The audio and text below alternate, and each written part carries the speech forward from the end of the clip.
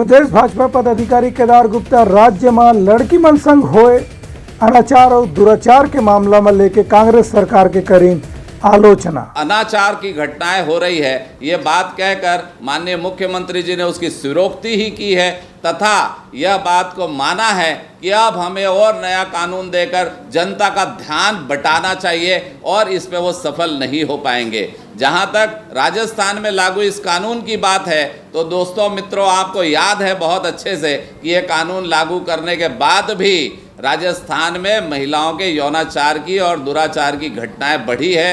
अभी एक बच्ची के साथ गैंग रेप करके उसे कोयले की जलती भट्टी में फेंक कर जिंदा जला दिया गया था। ये राजस्थान की घटना है। छत्तीसगढ़ प्रदेश में पूर्वी झा को पेट्रोल डालकर जला दिया गया। वहीं जगदलपुर में 13 अगस्त को एक हमारी पूनम मिश्रा बहन को पीट कर एक व्यक्ति पीटता रहा, मेडिकल कॉलेज के अंदर पीटता रहा। उसके बाद लोगों ने छुड़ाया।